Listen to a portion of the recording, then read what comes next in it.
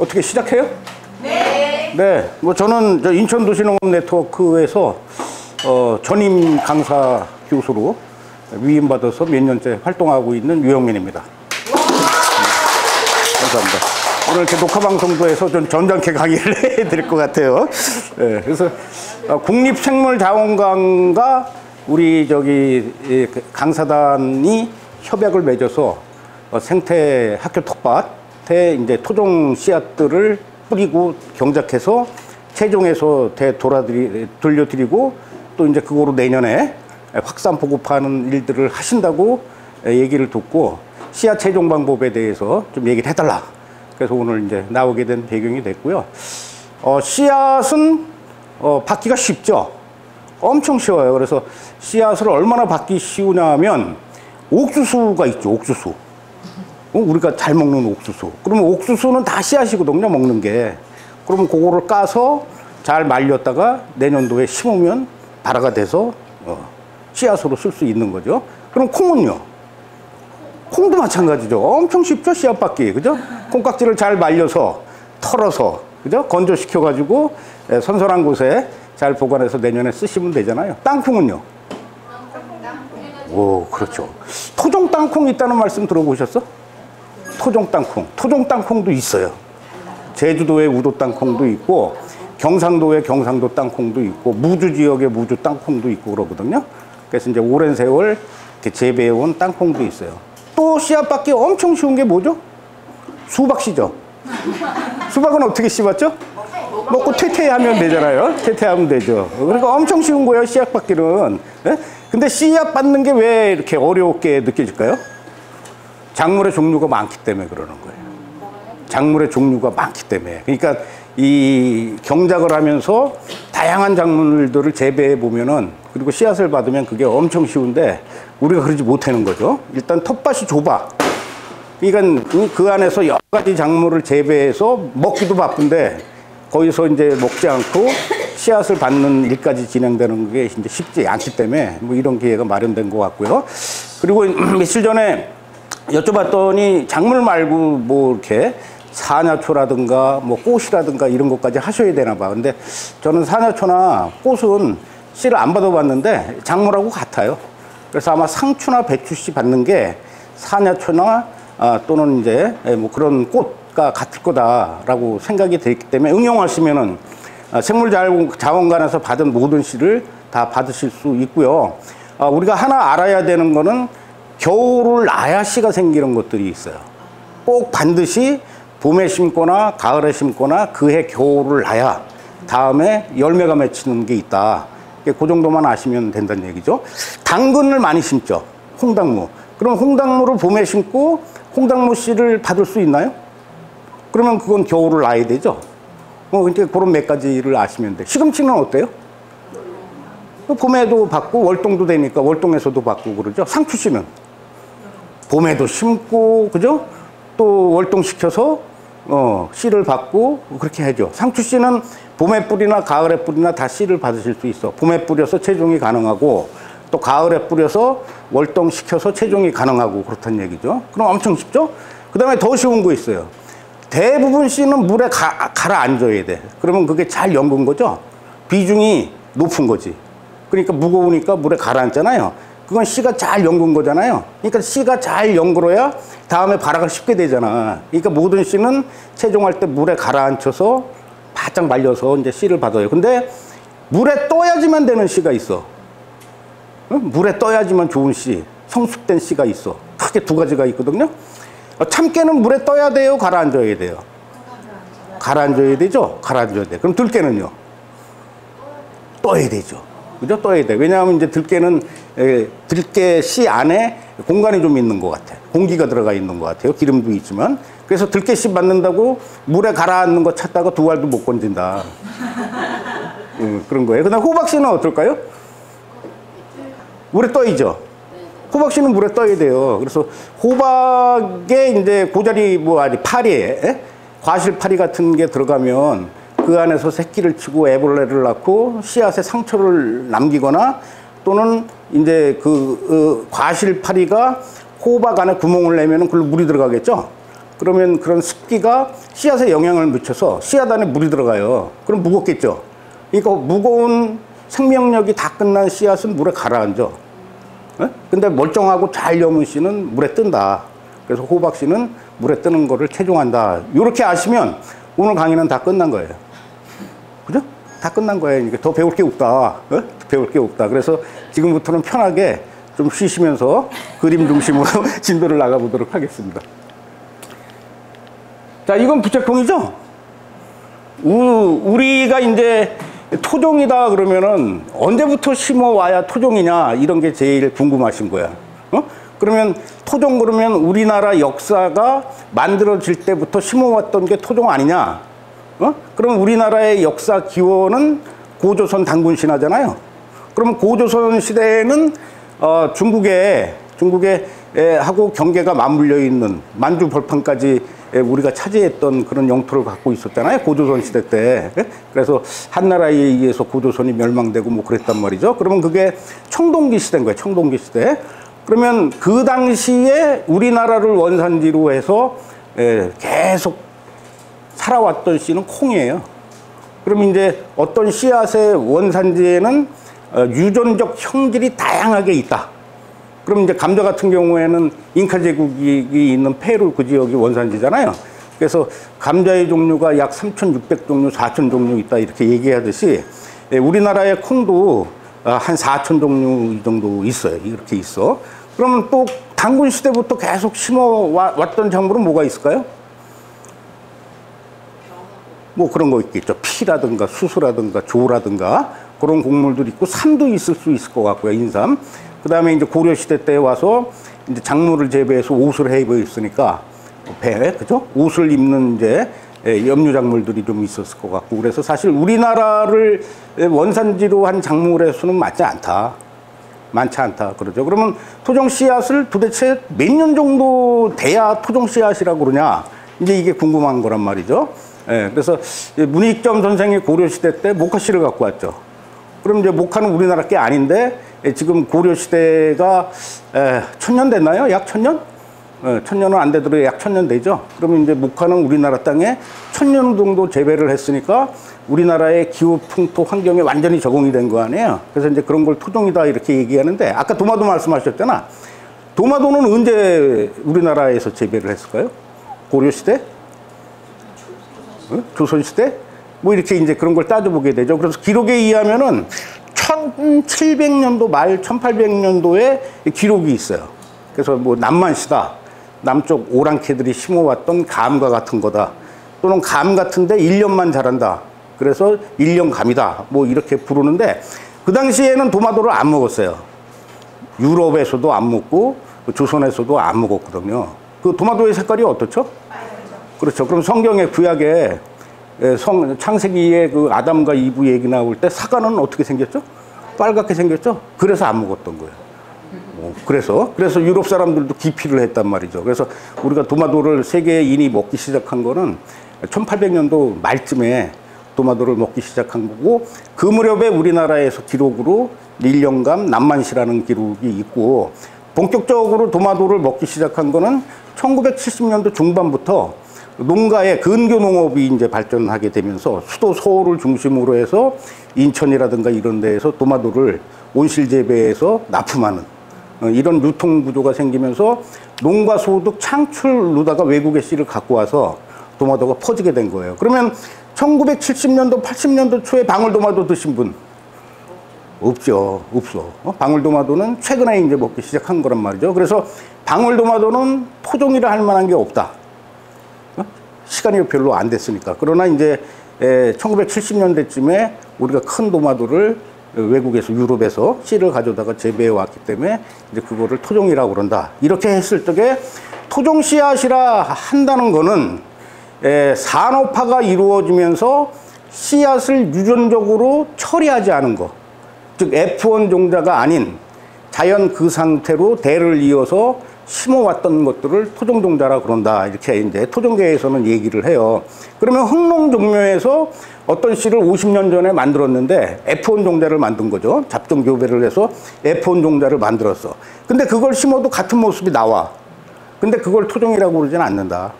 근데 그런 차이가 있는 거예요. 그래서 이제 유전자가 인위적으로 변이된 부분에 대해서는 토종이라고 안 부른다. 이렇게 하시면 돼요. 그러면은 양파 있죠. 양파를 이게 서양파잖아요. 양파를 언제부터 먹었을까요? 기록에 의하면 1894년도에 신포 자유시장에 일본 사람이 양파를 가지고 와서 팔기 시작해요.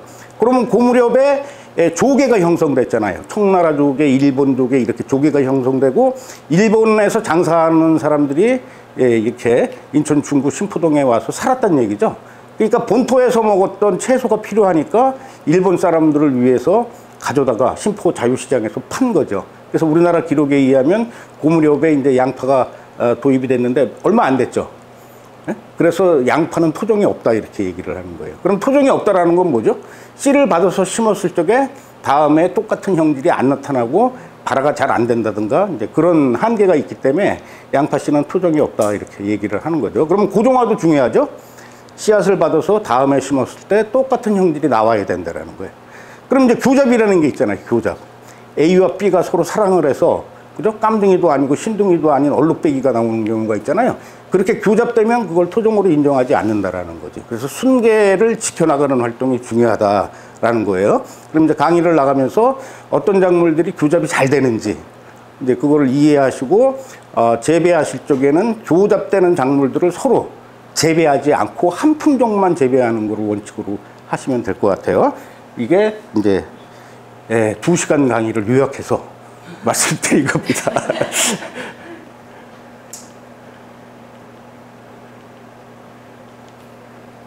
근데 여러 책을 통해서 토종 씨앗의 이제 정의라고 그러나 이런 것들을 얘기를 하고는 있는데 아직 대한민국에 토종학이라는 학문이 없어요.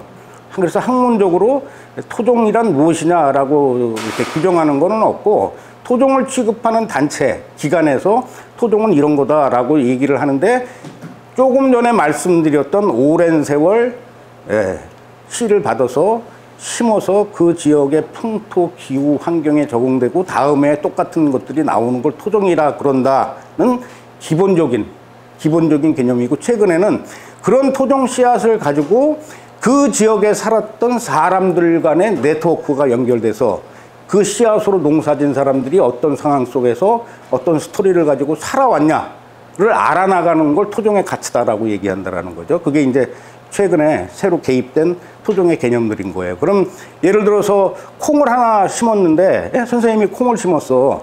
근데 그 콩을 이웃한테 나눠줬어. 그럼 우리가 마트에서 콩을 살 때에는 무슨 콩이죠? 마트에서 콩 사잖아요.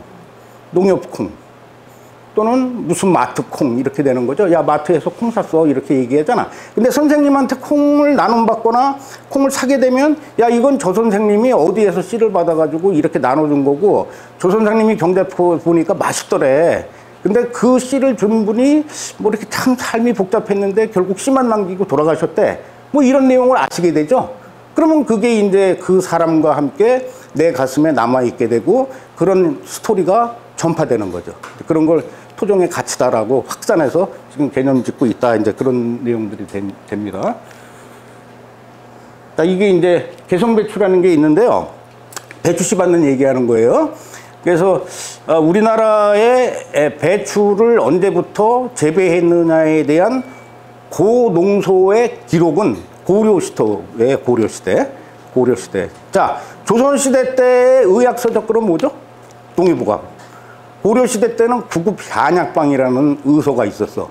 거기에 배추가 숭이라는 한자로다가 기록이 돼 있고요. 그걸 약으로 먹었다는 얘기죠. 그러다 조선시대에 이르러서 숭채라는 말을 써요. 배추를 숭채라고 불렀어. 채소 채자가 붙죠?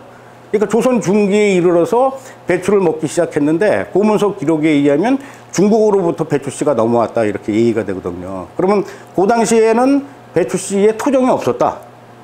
이렇게 얘기가 되는 거고 그러다 1800년도 중반기 때 개성에서 씨를 받아서 심어도 똑같은 형질이 출현되는 그런 배추 품종이 나오게 돼요. 그거를 개성에서 그런 품종이 나왔다 그래서 개성 배추라고 부르는데 그 개성 배추는 노란 속이 2장 정도밖에 없어요. 그래도 노란 속이 있기 때문에 그 노란 속을 가지고 보쌈김치를 해 먹을 수 있었죠. 그래서 왕실에서 반결구 배추인 개성 배추를 가지고 보쌈을 해 먹는 음식 문화가 만들어져요. 근데 왕만 먹었겠어요? 잔치 벌리면은 보쌈김치를 신하들을 다 이렇게 먹이면서 잔치를 했겠죠. 그러니까 이제 신하들이 결국은 권력자니까, 예? 임금님이 주신 보쌈김치를 먹고 맛있으니까 집에 돌아가가지고 이제 해봐라. 이렇게 해서 먹던 게 이제 서민들한테까지 이제 확산이 됐던 거죠. 그래서 보쌈김치의 이제 유래는 그렇게 되고, 그때까지는 속찬한 배추는 없었다. 근데 이제 우리나라가 일제강점기 때 점령이 되죠. 일본이 우리를 지배하잖아요. 근데 일본은 서양의 문명이 더 일찍 들어왔죠. 그러니까 이 육종학이 더 많이 발전을 한 거야. 그래서 새로운 작물들을 교배해서 신품종을 만들어내고 10g짜리의 사과를 20g으로 만들어내고 뭐 이렇게 해서 육종을 하기 시작하거든요. 그때 일본에서 공부한 사람이 우장충 박사님이에요. 그래서 우장충 박사님이 해방되기 전에 이제 한국에 와서 이제 육종을 하시는 거죠. 그래서 우리가 잘 알고 있는 씨 없는 수박도 만들었지만 속이 차는 배추를 육종하시게 돼. 속이 차는 배추를. 그래서 이제 그 배추를 가지고 지금 우리가 노란 속이 꽉 차는 배추를 가지고 이제 김장해서 먹는 거죠. 네, 그렇게 먹는 거예요. 그래서 이제 이 개성배추가 그런 신품종이 나옴으로 인해서 씨가 멸종되죠. 큰 배추를 기르려고 그러지 속이 덜 찬 작은 배추를 기르려고 그러지 않잖아요. 그래서 이게 한국 땅에서 멸종이 되는데 독일에서 종자의 중요성을 알고 조선시대 때, 조선 말기 때, 구한말 때 씨앗을 가지고 독일로. 그래서 냉장고에 쳐놓은 거예요. 보관하고 있었어. 잘 보존한 거죠. 근데 한국에서 이제 그걸 알고 독일한테 가서 씨앗을 반환시켜달라. 그래서 그 씨앗이 돌아왔다. 그런 얘기예요. 그래서 씨앗도 이렇게 역사적으로, 문화적으로 관계 속에서 순환도 당하고 그렇습니다. 인간의 삶과 함께 숨쉬고 있는 거죠. 이게 개성배추예요. 노란 속이 2~3장밖에 없죠. 그러니까 이거 가지고 겨울에 김장하려면 몇 포기 해야 되죠? 500포기 이렇게 해야 되는 거죠. 포기가 작으니까. 자, 이제 토종종자를 부르는 이름들이 있는데 뭐 학문적으로 정해진 건 없어요. 그래서 여러 가지 이제 토종종자를 부르는 이름들을 이렇게 통계적으로 구분해 보니까 크게 3가지더라. 그래서 이제 그 지역의 고유 사투리 있죠. 고유 언어가 있잖아. 예전에는 교통이 발전하지 않았기 때문에 그 지역 사람들만 쓰는 언어가 있었어요. 그게 생활 언어도 있고 농사 언어도 있고 그렇게 있었겠죠. 그래서 이 언어는 진안 지역에서 끌개라고 부르는 참깨예요. 그럼 끌개가 무슨 뜻이야? 그 서울 사람들, 인천 사람들은 모르죠. 끌고 다녀서 끌개인가? 근데 뭐 어떤 그런 건 아닌 것 같고, 그래서 이제 사투리적인 특성을 갖고 있는 언어의 문화 속을 토종 씨앗도 갖고 있다. 이제 이렇게 이해하시면 되고, 현대적인 관점에서 이 참깨를 얘기할 땐 조선 참깨다 이렇게 얘기하시면 돼. 토종 참깨다 이렇게 얘기하면 되죠. 그 다음에 이제 여기 보면 진안 150일이라고 돼 있죠.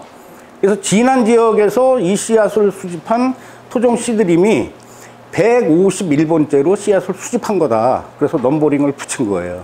넘버링을. 그래서 이제 지역의 명칭, 지역의 사투리, 지역의 언어를 씨앗에 이제 붙이기도 한다 이렇게 있고요. 토마토 중에 진안 토마토라고 있어요. 토종 토마토, 노란색 토마토. 그렇게 지역의 이름이 들어가는 경우도 있고, 순창 쇠뿔가지라고 있어요. 가지가 이 소의 뿔처럼 생겼는데 순창 지역에서 수집된 가지라서 순창 이름을 집어넣은 거죠. 순창 그러면 생각나는 것도 뭐 있죠? 그렇죠. 예. 예.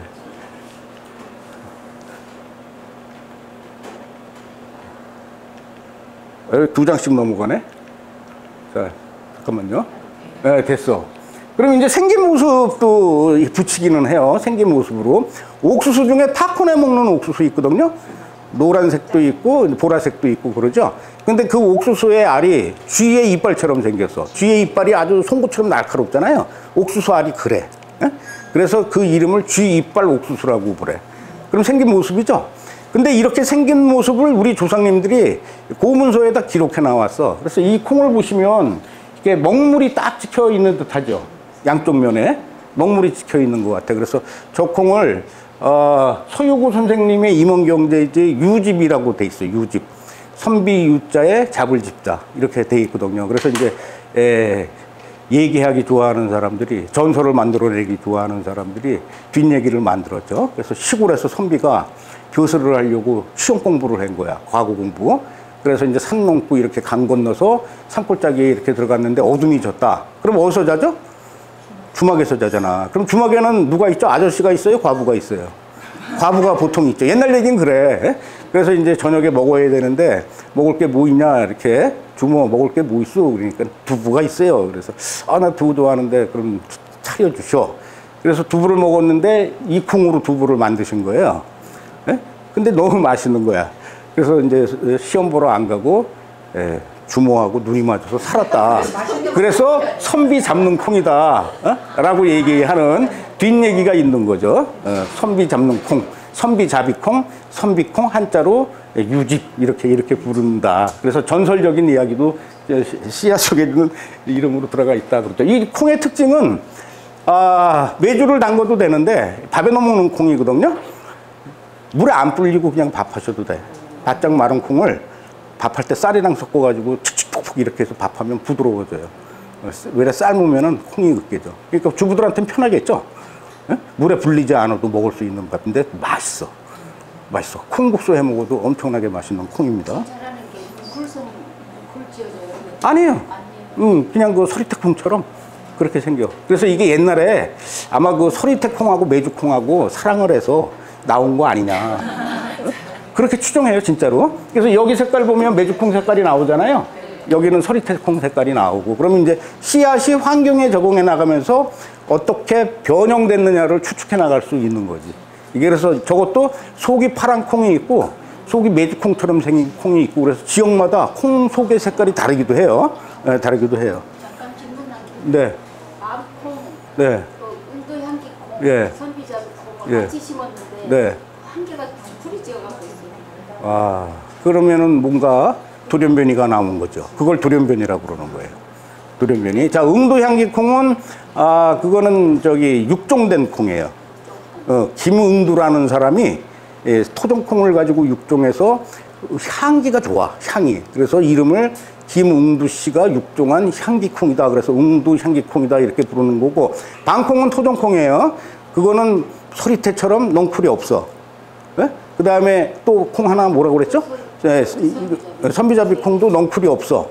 근데 세 개를 같이 심었는데 넝쿨이 나왔다. 그러면은 어디서 넝쿨 치는 콩이 하나 들어왔건, 어디서 나도 모르게 섞여 들어왔건, 또는 자연에 있는 방사능에 의해서 쪼여가지고 유전적 변질이 일어난 돌연변이가 생겼다. 이렇게 추정하시면 되죠. 그러면 걔를 다음에 심어서 계속 넝쿨이 이어지고 새로운 맛이 있다면 그것도 새로운 토종이다. 이렇게 이제 보실 수 있는 거죠. 새로운 콩이 나왔다.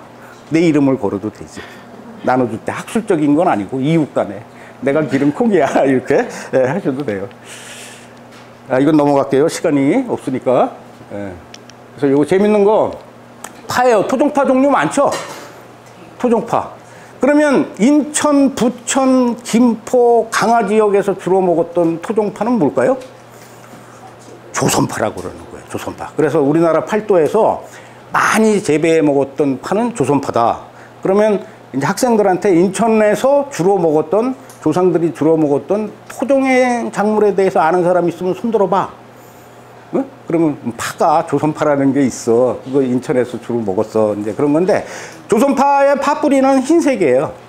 흰색. 흰색인데 알이 굵어. 우리가 지금 마트에서 사 먹는 건 흰 줄기와 수염이 나 있는 뿌리가 균일하잖아요, 굵기가. 근데 이제 조선파는 줄기가 짧지만은 뿌리 부분에 이렇게 알이 두툼하게 달렸단 말이죠. 그래서 이게 진안에서 대가리파라는 이름으로 부른 거예요. 대가리파. 이 대가리가 크단 말이야. 그러면 이제 이거를 파김치를 해 먹는 거죠. 마령군에 있는 할머니들을 공모 사업으로 예산을 받아서 젊은 사람들이 방문을 해. 그래서 할머니는 토종씨 뭐를 이렇게 누구한테 받아가지고 여태까지 기르셨어요. 그래서 이제 그걸 기록으로 남겨. 그리고 할머니가 음식 잘하는 거는 뭐예요? 그래서 난 대가리 파김치 제일 잘 담궈. 그럼 레시피까지 만들어서 이렇게 해서 공모 사업으로 책을 출간했는데 거기에 이제 대가리 파 김치가 나오는 거죠. 근데 이제 대가리 파건 조선파건 파는 월동을 해요. 계량파는 겨울에 얼어 죽는 경우가 많이 있는데 반해서 이 조선파 종류들은 토종파는 얼어 죽지 않아요. 잎은 얼더라도 뿌리는 남아 있거든요.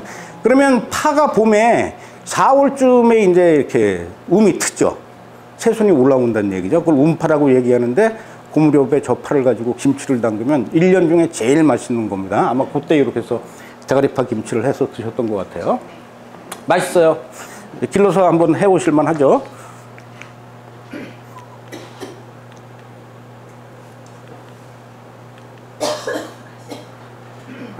자, 토종농사와 계량 씨앗의 농사는 다르다. 뭐 다르죠, 농사 방법이. 이 농사 방법을 얘기하는 거예요.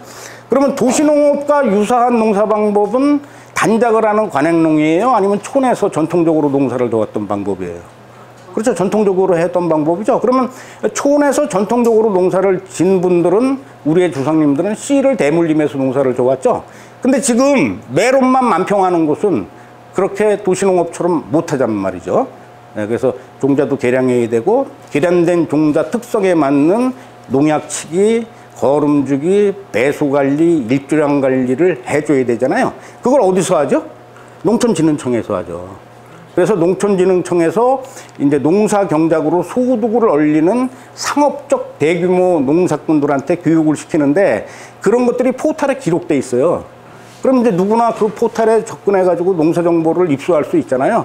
그래서 이제 요즘에 인터넷이 많이 발달하고 유튜브도 있으니까 거기에 나름대로 자기가 재배했던 사진 몇 장 찍고 농촌진흥청에 재배 기술을 첨부해서 유통시키는 거죠. 그러면 그거는 전통적인 토종 씨앗으로 해왔던 도시농업의 형식이 아니라 관행농이 해왔던 농사 방법이기 때문에 토종 씨앗으로 하는 농사 방법과는 다르다. 농사의 방법이 다르다. 그 말씀을 드리는 거예요. 그럼 선생님들이 생태 텃밭에서 농사를 질 적에 어떻게 농사를 져야 돼요? 전통적인 방식으로 져야 되는 거지. 예? 그래야 토종 씨앗의 가치가 온전히 보존된다는 얘기죠. 그러면 전통 방식의 농사는 어렵지 않아요.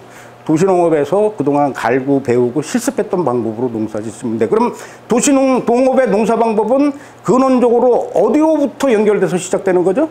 전통으로부터 시작되는 거다라는 거예요. 그러니까 도시농업은 어느 날 갑자기 하늘에서 뚝 떨어진 게 아니라 우리 민족이 고조선부터 농사 져왔던 전통적인 방식을 복원하고 있는 활동이다. 그래서 토종 씨앗을 가지고 여러분들이 활동을 해도 충분히 된다. 가치 있고 보람 있는 일이다. 문화를 창출하고 복원시키고 새롭게 해석하는 활동들을 여러분들이 하고 있다. 이렇게 생각하시면 되는 거예요. 자, 이게 이제 토종 배추들이에요. 얘는 조선파고 쪽파일 수도 있고, 쪽파도 토종 쪽파 있습니다. 그 다음에 얘는 뭐 이제 조선 배추죠. 속 차는 배추, 속 안 차는 배추 이렇게 있죠. 그럼 씨앗으로 심었겠죠. 대부분 이제 씨앗으로 심는 거예요.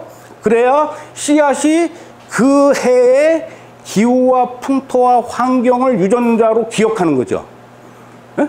예. 이게 우리가 모종을 기를 때에는 인위적인 환경을 만들어 놓고 모종을 육종해서 심기 때문에 씨앗 그 자체의 발화 때부터 기후, 풍토, 환경을 쐬이지 못하잖아요. 그러니까 씨앗으로 심으면 초장부터 환경을 기억하면서 유전자에 기록한다는 거죠. 그러면 다음에 씨앗이 더 척박한 환경이나 더 좋은 환경이 닥쳤을 적에 자기의 본성들을 더 충분히 발휘해 나간다. 생명력이 깊어지고 면역성이 좋아진다. 이제 그런 얘기가 되는 거예요. 그래서 체종을 하기 위해서, 배추씨를 체종하기 위해서 가을에 이렇게 이제 줄뿌림을 한 거죠. 그러면 조밀하니까 잘 자라겠어요? 못 자라겠어요? 못 자라니까 솎아줘야 되잖아요. 그러면 저 허리가 아픈데 허리 협착증이 있는데 쭈그려 앉아서 솎을 수가 없잖아요. 그러니까 이제 동네 사람들 불러다 큰 봉투 가지고 와서 솎아가라. 이러는 거죠. 맛있죠. 그러면 이제 때 되면 전화가 와. 일손 필요하지 않아? 그리고 전화가 온다는 얘기죠. 그럼 이렇게 해서 이제 월동시켜서 씨앗을 받는 겁니다. 네, 넘어갈게요. 배추가 나와요. 배추씨 체종 방법이네. 네, 이렇게 이제 이거는 속 차지 않는 배추예요. 그래서 조선 배추라고 부르는 건데, 예, 이수신 장군이 드셨던 배추지. 그러니까 속이 안 차니까 이 상태로 겨울에서 월동이 돼요. 그러면 이제 속 가서 먹고 남은 거는 월동을 시키는 거야. 그러면 잎은 죽는데 뿌리는 살아 있으니까 얘가 봄이 되면은 이렇게 싹이 나게 되거든요. 그럼 봄에 풀보다 먼저 나와요. 그러면 이제 배춧잎을 따서 뭐 겉절이도 먹고 쌈으로 먹는단 말이죠. 그러다 이제 5월이 되면 이렇게 꽃이 피죠. 꽃이 피는 거예요. 그럼 배추꽃 잡숴 보셨어요? 네, 맛있죠. 네, 맛있어요. 배추꽃 따서 이제 먹고, 그리고 이제 여기에 이렇게 씨방이 생기죠, 꼬투리. 네, 그래서 꼬투리가 전체적으로 한 90% 정도 익으면 새가 엄청나게 짜먹어요. 그러니까 새가 다 먹기 전에 대공을 베서 뿌리 위를 펴서 비 안 맞는 곳에 말리는 거죠. 그러면 배추씨는 야생성이 살아있기 때문에 자연적으로 꼬투리가 벌어져. 그래서 씨가 떨어지거든요. 그러니까 너무 많이 익으면 밭에서 씨가 떨어진단 말이죠. 배추씨는 작죠. 떨어진 씨를 밭에서 주시려고 그러면 안 보여. 네? 그래서 꼬투리가 벌어지기 전에 미리 베서 말린다. 그런 얘기예요. 그럼 이렇게 말려야 되겠죠? 비 안 맞는 곳에 이렇게 돗자리를 피고 말리거나 뭐 이렇게 말리는 거죠. 그리고 나서 이제 바짝 마르면 터는 거예요. 막대기로 터는 거예요. 그러면 야생성이 있다고 그랬죠. 산화초는 야생성이 많을까요? 적을까요? 많겠죠? 꽃은요? 많겠죠. 그러니까 털면 되는 거예요. 그렇게 야생성이 많은 꽃이나 그 꽃이 피고 그 안에 씨가 달리는 것들은 털어서 비벼서 채종한다 이렇게 생각하시면 되죠. 쉽죠? 네, 그래서 채종하는 거 한번 볼게요. 엄청 쉬워요. 배추씨 받기.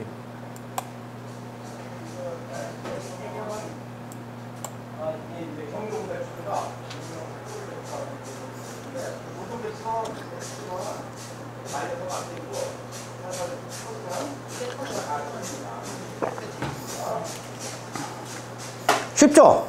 그러면 어떻게 해야 되죠? 저거를 다 털고 나서 까불려야죠. 키즈를 해야죠. 그죠? 키즈를 하면 씨가 나오죠. 그러면 그 씨를 비닐봉투에 딱 점아가지고 냉장고에 집어넣거나 이렇게 서랍에다 넣어놔. 그러면 어떻게 되죠? 곰팡이가 피죠. 씨가 축축하니까. 그러니까 받은 씨를 이렇게 잘 까불려서 내용물이 꽉 찬 잘 연근 것만 골라서 바짝 말리는 거야. 씨앗 안에 수분이 3%에서 4% 정도만 남게. 그럼 3%나 4% 정도 남았는지 어떻게 알죠? 모르잖아요. 한 보름 정도 말리면 돼요. 네. 그죠? 그럼 이제 밀폐 용기에 그 제습지 같은 거 넣어서 냉장고에 보관하시면 꽤 오래 가죠. 배추나 무씨앗은 살아있는 생명이 몇 년 정도 갈까요? 씨앗의 생명률이 6년 정도 가요, 상온에서. 그러면 냉장고에 들어가면 몇 년 갈까요? 10년도 가겠죠? 그러면 냉동실에 얼리면 100년도 가겠죠. 그죠? 그래서 씨앗을 배추씨나 무씨는 바짝 마른 건 얼려도 돼. 냉동실에 들어가도 된다고요. 그러면 냉동실에 있는 걸 꺼내서 어떻게 하면 되죠? 바로 심으면 되죠. 그러면 싹이 더 빨리 나. 더 빨리 나요. 그래서 지금 뭐 이제 여기 씨앗 이음에서 무슨 냉장고 사는 행사를 하잖아요. 그 냉장고가 필요하죠. 저온 창고가 필요하죠. 그럼 이제 무 받는 거예요. 무 받는 거. 무씨 받는 거야. 근데 배추는 영하 8도에서 얼어 죽는다고 그랬잖아요. 영하 8도에서 얼어 죽잖아요. 한겨울에는 몇 도까지 가죠? 20도, 30도 이렇게 내려가죠. 20도까지 내려가잖아요. 그러면 속 차는 배추는 얼어서 죽어요. 뿌리도 얼어 죽거든. 그러니까 이 배추를 채종하기 위해서는 겨울을 안다고 그랬죠. 추나 처리를 해줘야 된다. 이제 그런 얘기인데 땅을 파서 묻거나 아니면 실내에 빛이 좀 들어오는 곳이 있다면 화분에다가 배추를 심어.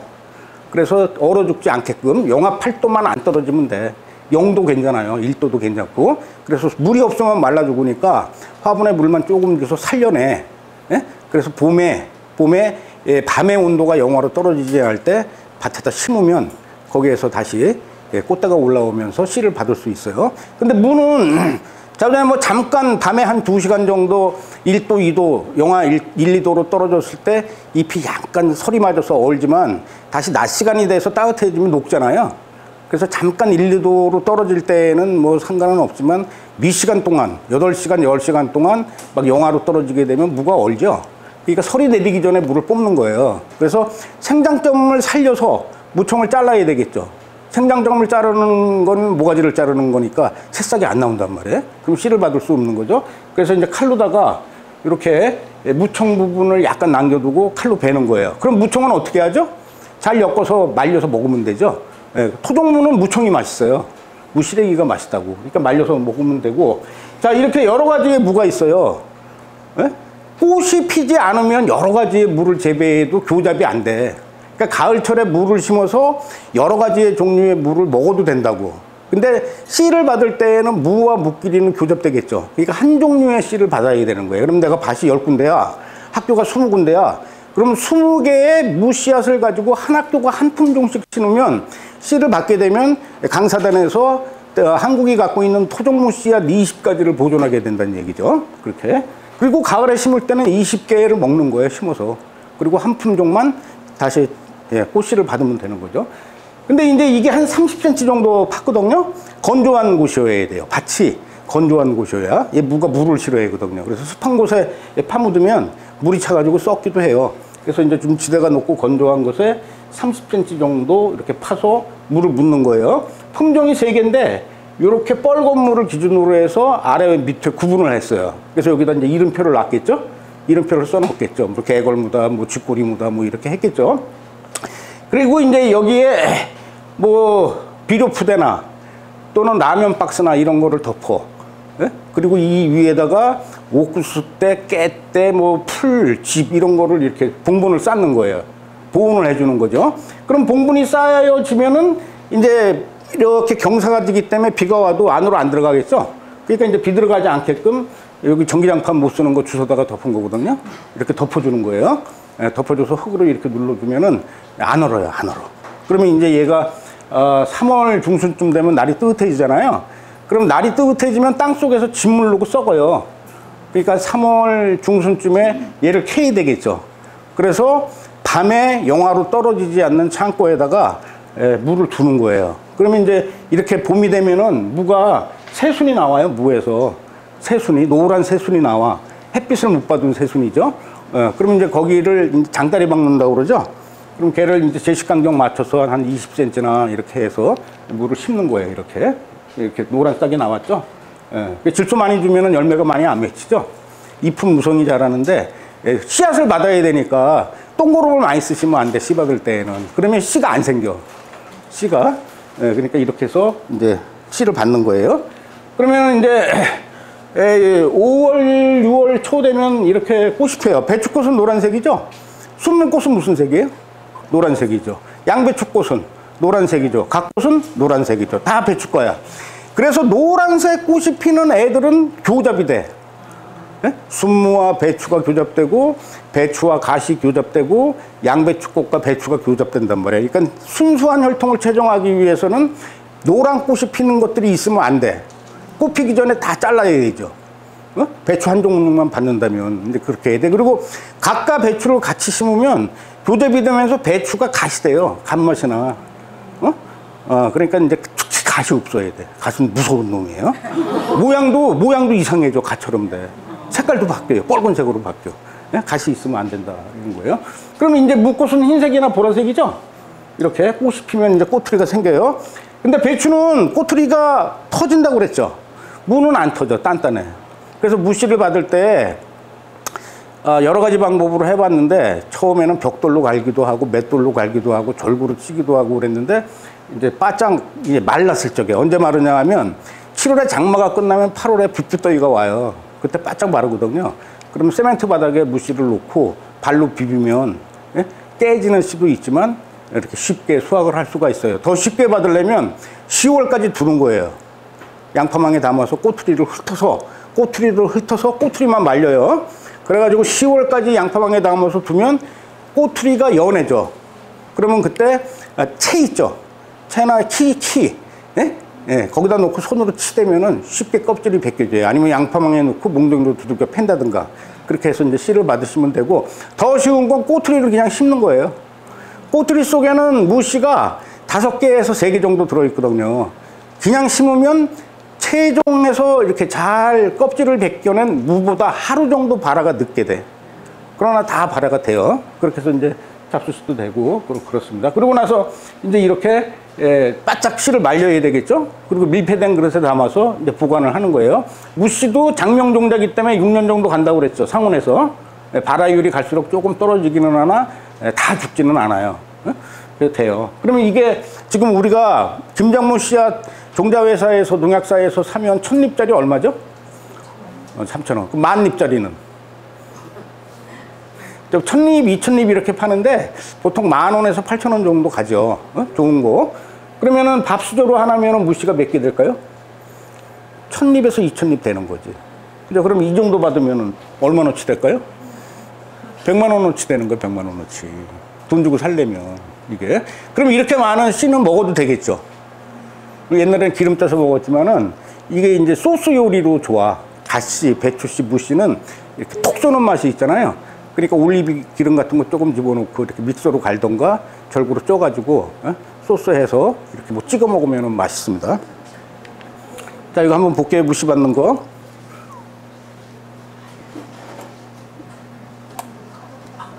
네, 이렇게 해서 발로 비비죠? 그럼 이제 깨지는 것도 있지만은 많이 안 깨져. 무씨가 단단하기 때문에.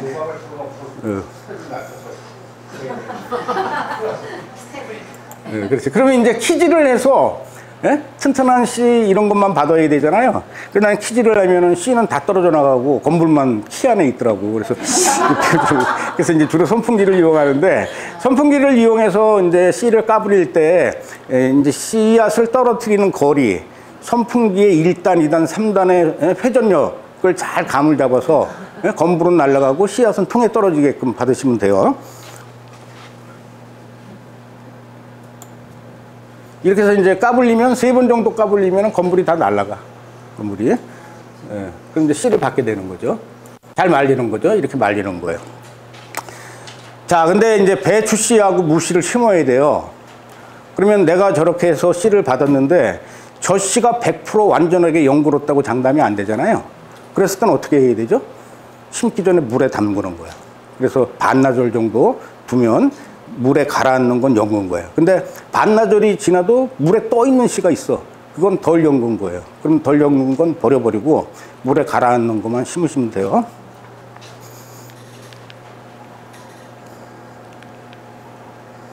감자 씨 받는 거는 몇 번 얘기했죠? 해야 되나요? 간단히 훑어보고 갈게요. 예. 자, 요게 이제 쉽게 감자 씨 받는 건데, 냉장고가 있잖아요. 그러면 최소 칸의 온도가 5도, 4도 정도 돼요. 그리고 요즘 냉장고는 최소 칸의 온도를 맞춰. 2도로 할 수도 있고, 10도로 할 수도 있고, 내가 온도 조절이 되는데, 감자는 5도에서 쉬면 해요. 잠을 잔다고. 잠은. 그러면 이제, 감자 싹이 지금부터 나잖아요. 우리가 봄에 심었던 감자가 싹이 난단 말이지. 그러니까 지금 화장실에 가다 보니까 봄에 재배했던 감자를 말리잖아요. 그럼 냉장고에 집어넣으려고 말리는 거지. 그래서 감자는 몸통의 수분이 70에서 80%를 갖고 있거든. 그래서 어느 정도 말리는 거예요. 바짝 말리면 죽어요. 그러니까 이제 몸통에 갖고 있는 수분을 조금 말리면 이제 신문지에 둘둘둘 싸서 비닐봉투에 넣어가지고 채소칸에 집어넣는 거예요. 그러면은 싹이 안 나죠. 그래서 이제 감자 심기 한 보름 전에 감자를 꺼내서 싹 틔우기를 하는 거죠. 그럼 뭐 이제 아파트라든가 창가에다 빛이 들어오는 데다 펼쳐놓으면 얘네가 이제 싹이 튼다는 얘기죠. 근데 토종 감자를 쉽게 대량으로 구입할 수는 없죠. 파는 곳이 없으니까. 그러니까 대부분 토종 감자를 기르는 사람은 밤털보다 조금 큰 감자 2-3알을 얻어서 육종을 이렇게 증식을 하는 거야. 그래서 이제 서울 친구라는 분이 자갈 감자라고 토종 감자인데 3알을 나한테 줬어요. 크기는 밤털만한 거야. 그러니까 맛도 못 보는 거죠. 그래서 냉장고에 넣어서 봄에 꺼내가지고 이제 증식을 하는 거죠. 지금은 이제 증식이 많이 돼서 먹고 팔고 이제 뭐 그렇게 하지만, 근데 그렇게 하는데 2년, 3년 걸리는 거죠. 그럼 이제 냉장고가 오래돼서 싹이 났어요. 오래된 냉장고는 5도가 안 되고 8도 정도 올라가면 싹이 나거든요. 그럼 이렇게 싹이 2-3cm 정도 나는 거는 심어도 돼. 근데 30cm 이렇게 난 거는 안 돼요. 그래서 그 싹은 떼내는 거야. 긴 싹은 떼내고 짧은 싹은 싹 있는 데를 중심으로 해서 심기 하루 전에 이렇게 매달 안 되니까 편을 뜨는 거예요. 편을. 쌍눈을 중심으로 해서 여러 조각을 낸다고. 그럼 우리가 인터넷에서 검색할 때 상강체의 방식으로 감자를 심어라. 그러면 계란 크기는 2조각, 주먹 크기는 4조각을 내서 심어라라고 배웠잖아요. 그건 감자 농사를 짓는 산업농부를 위해서 만들어낸 재배기술이고, 전통적으로는 포를 떠서 심고 안에 있는 감자살을 쪄 먹었다고, 배고팠을 때는. 그러니까 포를 떠도 감자는 된다는 얘기예요. 그러니까 이렇게 이제 4조각, 5조각 가지고 20조각, 30조각을 만들어서 심으면 여기에서 이제 한 조각에서 감자가 올라오면서 열매가 달리겠죠.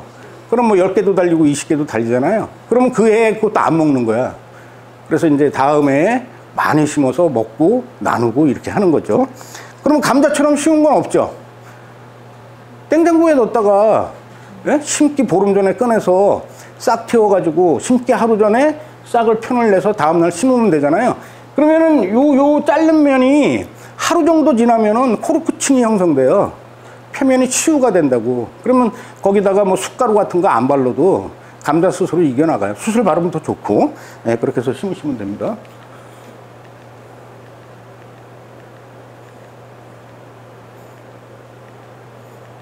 자, 고추씨 받는 거예요.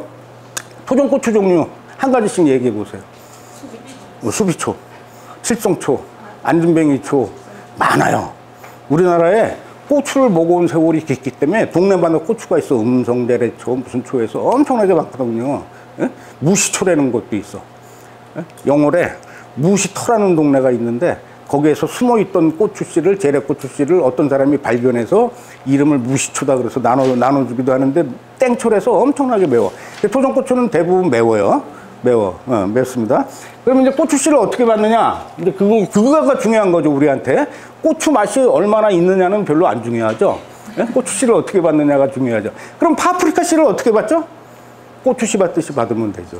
그럼 시장에서 파는 파프리카를 사다가 고추씨 같이 받아서 심으면 다음에 파프리카가 생길까요? 안 생길까요? 생겨요. 똑같이는 안 생겨도 먹을 만큼은 생긴다고. 그러면은 우리가 농약사에서 산 계량종 고추씨 받아서 심으면 다음에 고추가 생겨요? 안 생겨요?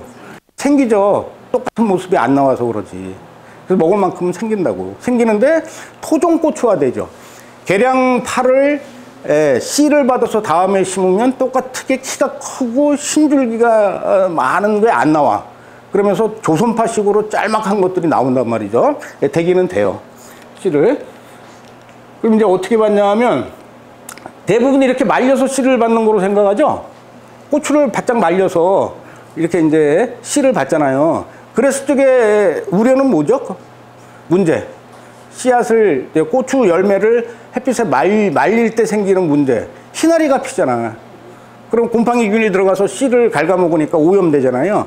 그래서 그런 방법도 좋지만 그냥 텃밭에 있는 빨간 물고추가 처음에는 단단하지만 시간이 좀 지나면 물렁물렁해지거든. 어? 그때는 씨가 여무른 거야. 그때는. 그럼 이제 만져서 물고추가 조금 물렁물렁해졌다 그러면 그걸 따시는 거예요. 이렇게 따는 거죠. 그러면 토종고추는 싱겁다고 그랬어요? 맵다고 그랬어요? 장갑을 꼭 껴야죠. 그럼 장갑 안 끼고 이렇게 하면 어떻게 되죠? 엄청나죠. 그래서 내가 장갑을 안 낀 거야. 그래가지고 화장실에 갔다 왔잖아. 아, 죽다가 살아났어. 이게 엄청나게, 이게 저기 뭐야, 청양고추보다 더 매워. 어? 이게, 그래서 이제 이렇게 소쿠리에다가 밑에다가는 이제 대야 넓은 거를 놓고 물을 받는 거예요. 그래서 이렇게 갈라서 장갑 낀 손으로 씨를 훑어. 그리고 이제 고추는 한쪽에다 모아놔야 되겠죠. 씨뺀 고추는, 물고추는 한쪽에다 모아놓고. 그럼 이제 물에 뜨죠. 예? 고추씨는 의외로 가벼워. 그래서 물에 잘 떠. 근데 덜 연근, 딱딱한 빨간 고추를 따면 대부분 물에 떠. 98%가 물에 뜨고 2%만 가라앉아. 그러니까 껍질이 물컹물컹해질 때까지 밭에다 두는 거예요. 그러면은 가라앉는 게 많이 생겨. 씨가 연구라서. 그러면 이제 이렇게 따라버리면은 고추씨가 가볍기 때문에 이 가라앉은 씨가 위로 떠요. 그러면 씨를 잊어버리게 되잖아요. 그러니까 채로다가 위에 거를 건져내는 거야. 그래서 이제 따라야 되겠죠? 밑에 이제 채반을 받쳐놓고 씨를 따라. 그리고 이제 이렇게 이름표를 달고 플라스틱 같은데, 쟁반 같은 데다가 덜어서 말려야 되겠죠? 씨앗에 수분 함량이 몇 프로 될 때까지 말려요? 그게 며칠이에요? 보름 정도 말리는 거예요. 보름 정도. 이렇게 말려서 쓰시면 돼. 그럼 이제 이 고추가, 그죠? 씨를 뺐잖아요. 그럼 이거 어떻게 먹죠? 갈아서 먹죠. 썰어서 말리면은 이제 실고추처럼 드셔도 되고, 그래서 지금 집에서 말리고 있죠. 그래서 냉장고에, 비누루에 딱 담아서 냉장고에 넣으면 3년도 가더라고. 예? 이거를 믹서에다 갈아서 갈은 물고추를 만들어서 얼려놓으면 몇 년 동안 또 먹을 수 있고 그렇기도 해요. 그러면 씨 있는 물고추를 믹서에 갈면 잘 갈려요? 안 갈려요? 안 갈리죠? 씨 때문에. 씨 뺀 물고추를 믹서에 갈면 엄청나게 곱게 갈리죠. 열무김치 해 먹기 좋죠. 그래서 이렇게 씨를 빼서 갈면 과육은 먹고 씨는 받으면 된다. 이제 그런 얘기죠. 쉽죠? 네, 쉽죠? 도마도 씨는 받기 쉽죠? 그래서 도마도 씨는 토종이 크게 세 종류밖에 없어. 큰 도마도는 진한 도마도, 옥발 도마도, 괴선찰 도마도 이렇게 세 종류 정도 있다. 방울 도마도는 큰 도마도보다 씨가 더 많다. 큰 도마도도 씨는 많다. 근데 얘는 씨가 별로 없어요. 도마도는 이렇게 주먹만큼 큰데 이 노란색 진한 도마도는 씨가 많이 없어. 나머지는 씨가 많습니다. 그럼 이제 도마도를 길러나요? 씨를 받아서? 그러면 이제 몇 개 정도 씨를 받아야 되나요? 100개, 200개. 그럼 100개 받는 거 일단 설명드리고 1개 받는 거 설명드리고 그렇게 할게요.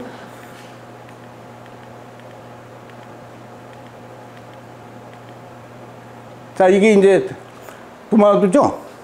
도마도예요. 그러면 이제 그릇에다가 도마도를 넣고 치대. 그러면 이제 씨는 빠지고 이물질은 뜨겠죠. 아니면 이렇게 물을 틀어놓고 하나씩 손으로 씨를 벗기면 되겠죠. 그래서 이제 치대 이렇게 치대서 그러면 과육이 녹겠죠. 어느 정도 녹으면 이제 씨가 남는 거죠. 그러면 이제 대야에다 물을 떠놓고 위에 뜨는 거는 버리고 밑에 가라앉는 거를 씨를 쓰면 돼요. 이렇게 하면 되는데 여러 가지 방법으로 받는 거예요. 여러 가지 방법으로. 또 이렇게 받는 방법이 있어요. 자, 여기에 도마도 100개가 들어있어요. 도마도를 300주를 심었어. 씨를 받으면 300주 별거 아니거든. 50판으로다가 뭐 10판만 받으면 500개잖아요. 반만 넓으면 다 심을 수 있지. 씨값이 안 들어가니까. 그래서 이제 많이 심고 이렇게 비닐봉투에 놓고 도마도를 후숙 하는 거예요. 그러면 열이 이렇게 바깥에다 내놨으니까 열을 받으면서 씨앗이 연글겠죠? 그러면 이제 대야에 큰 그릇에 놓고 치대는 거죠. 도마도를 치대. 그래서 물을 넉넉히 집어넣고 이렇게 위에 거를 채로다가 떠내. 그럼 씨가 가라앉죠? 그러면 이제 쟁반에 받쳐서 씨만 빼는 거예요. 채반에 받쳐서 씨만 빼. 그거를 다시 한번 투명한 그릇에 담어. 왜냐하면 도마도 씨앗의 껍질에는 젤라틴막이라고 끈적끈적한 게 있거든요. 그걸 제거하지 않은 상태에서 말리면 씨앗이 달라붙어 가지고 분리가 안 돼요. 그래서 젤라틴막을 제거하기 위해서 투명한 용기에 씨앗을 넣고 한나절 정도 더운 데다가 놓으면 그 젤라틴막이 벗겨져요. 그러면 이제 체에 받쳐서 세척을 해서 이렇게 이제 말리게 되는 거죠. 그러면 씨앗이 완전히 마를 때는 또 엉겨붙거든. 그렇게 해더라도 엉겨붙어.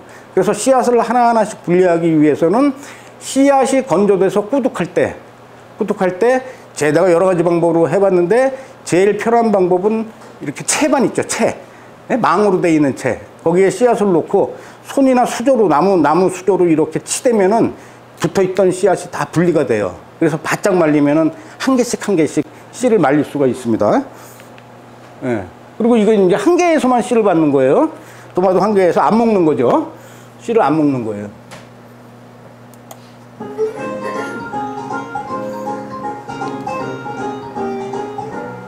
자, 이렇게 손으로 과육에 있는 씨를 떼내는 거죠. 그래가지고 투명 그릇에 그 과육제, 씨에 묻어 있는 과육제 담아서 해에 들어오는 곳에 두면 이제 젤라틴막이 벗겨져. 그러면 망이 있는 고운 채에다 이렇게 물로 닦아서 펼쳐 말린다. 그래서 꾸덕해지면 손으로 다시 한번 비벼서 씨를 한 개씩 분리시킨다. 이렇게 하면 되죠. 그러면 도마도 씨 받기만 가지고 몇 차씩 할 수 있죠? 여러 차씩 해야 되잖아요. 예? 언제 따서? 빨갈 때 따는 거지 뭐. 빨갈 때 완전히 완숙될 때. 그래서 이제 완전히 빨갛지 않고 약간 분홍색을 띈다 그러면 후숙을 시키는 거예요. 따서 이렇게 뜨뜻한 데다 두면 빨갛게 되잖아요. 비닐에 100개 한다는 거, 비닐 안은 조금 덜 익은 토마토를 넣은 거예요? 익은 걸로도 되고 덜 익은 걸로도 돼요. 완전히 이제 되면 씨를 많이 받을 수 있거든. 도마도 씨도 덜 익은 건 위에 뜬다고. 근데 우리는 씨를 받는 거잖아. 이게 씨를 많이 받아야 되니까 후숙을 완전히 시켜서 받으신다. 이제 그런 얘기죠. 가지죠. 그럼 시장에서 마트에서 가지 5개 얼마죠? 요즘에? 3,000원? 모르죠? 그럼 가지가 어떻게 생겼어요? 마트에서 사 먹는 가지는? 길쭉하죠? 그게 토종 쇳불 가지를 가지고 육종해서 길쭉한 가지가 나오는 거야. 근데 이제 토종 쇳불 가지의 과실의 특징은 껍질이 얇어, 속살은 달어. 그래서 찜이나 나물로 해 먹으면 맛있거든요. 근데 육종을 할 적에 더 맛있게는 못해. 다 완벽하게 맛있게는 못한단 말이에요. 그래서 마트에서 파는 가지의 껍질은 두꺼워. 속살은 맛있어도. 그래서 이제 토종가지와 육종된 가지를 이렇게 맛을 비교한 사람들 얘기가 마트에서 파는 가지는 껍질이 두껍다. 그래서 퇴퇴하고 뱉어야 된다. 이제 그런 얘기들을 해요. 그러면 이제 토종가지는 이렇게 노란색으로 바뀌죠? 개량된 가지는 100개 중에 1개 정도 노란색으로 바뀌죠? 그래서 개량된 가지를 종묘사에서 산 가지가 노랗게 돼서 배를 쫙 가르니까 씨가 몇 개 들어있죠? 10개, 20개 정도밖에 안 들어있죠. 그래서 육종됐기 때문에 씨가 안 생기는 거예요. 그래서 가지는 꼭 토종가지로 씨를 받아야 된다. 그런 얘기고, 꽉 씨가 많이 있는 토종가지에는 씨가 몇 개 들어있을까요? 가지 한 개에? 많죠. 막 1000개, 많은 건 1000개, 작은 건 500개 이렇게 되죠. 그러면 내가 씨를 500개 가지면 다음 연도에 충분히 심고 그 다음 연도 심을 수 있죠. 그러니까 두세 개만 받으면 가지 씨는 충분히 나온다. 이제 그런 얘기예요. 자, 토종가지는 다 이렇게 노래져요. 그럼 이게 이제 씨를 받을 때다 이렇게 생각하시면 돼. 토종가지도 한 10품종 정도 있는 것 같아. 쇳불가지도 장흥 쇳불가지, 뭐 순천 쇳불가지, 뭐 이렇게 있고, 대산가지, 옥지기가지, 무슨 가지, 뭐 흰가지도 있어. 흰가지. 토종가지 중에 껍질이 흰색도 있어요. 에그프렌트? 계란가지는 동그랗잖아. 가지 얘기 중에 재밌는 게, 해동역사라는 역사책을 쓴 사람이 조선 후기에 이채윤 선생님이라는 분이 있어. 그분이 이제 중국과 우리나라에 있는 고소들을 역사책을 공부를 해서 해동역사라는 책을 쓰셨거든요. 거기에 보면은 당나라 시대 때, 고조선 시대지 당나라면, 그죠? 삼장법사가 살던 당나라 시대 때 기록인데, 이름은 내가 잊어버렸네. 무슨 책인지. 가지는 신라에서 넘어온 거다. 당나라로 넘어왔다. 생긴 모습은 계란과 같다. 색은 흰색이다. 이런 기록이 있어요. 그래서 신라 시대의 가지가 중국으로 갔다라는 게 학계의 정설인 거죠. 중국의 기록도 그렇게 돼 있고 조선의 기록도 그렇게 돼 있거든요. 근데 그 가지가 한국의 우리 땅의 기후와 풍토에 적응해지면서 동그란 계란가지가 길쭉해진 거예요. 길쭉해진 거. 길쭉해진 거죠. 그러면 가지의 원산지는 어디예요? 인도예요. 인도는 우리나라보다 덥죠. 그래서 서양의 가지는 대부분 둥글둥글해. 근데 중국과 조선의 가지가 좀 길쭉한 거예요. 근데 중국의 가지는 무슨 색이죠?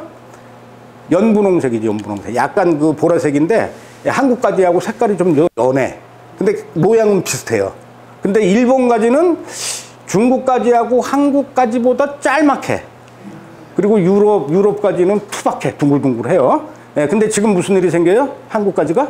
조선의 가지가 둥그레지죠. 왜 그러죠? 날이 더워서. 그래서 인도를 찾아가는 거야, 고향을. 그러다가 이제 9월달 돼서 선선해지면 가지가 어떻게 되죠? 다시 길쭉해지죠. 그렇게 아시면 돼요. 그러면 이제 가지를 이렇게 노란색으로 바뀌면 가로 세로로 배를 잘라서 막대기로 이렇게 껴서 빨랫줄에 걸어 말리죠. 그럼 얘가 바짝 마르겠죠? 바짝 안 말라도 상관없어. 어느 정도 마르면 그릇에다 물을 담아서 불리는 거예요. 그러면 이 과육이 쉽게 빠진다고. 근데 그렇게 안 하고 가지를 반으로 잘랐어요. 생가지를. 그래서 씨를 받는 방법은 생가지에서 씨 받는 방법. 핀셋으로 이렇게 뽑아내면 돼. 이쑤시개로 판다든가 귀후지기로 판다든가. 그렇게 해도 100개는 금방 만들어. 근데 이렇게 하면 아낌없이 씨를 받을 수 있죠. 그러면 가지 한 개에서 1000개의 씨를 뽑을 수 있는 거예요. 자, 저렇게 마른 가지를 이렇게 물에다가 반나절 정도 불려요. 그리고 손으로 주물럭주물럭 하면 가지씨가 빠져. 그래서 잘 연근 가지는 물로 가라앉고 덜 연근 건 뜨죠. 그럼 위에 거 버려버리고 가라앉는 거를 말리면 돼요. 그래서 이제 이거 강의를 위해서 찍은 건 아니고 백수니까 집에서 심심해서 겨울에 가지씨 받으면서 한쪽으로는 주물거리고 한쪽으로는 동영상을 찍은 게 있어요. 그거 보여드릴게요.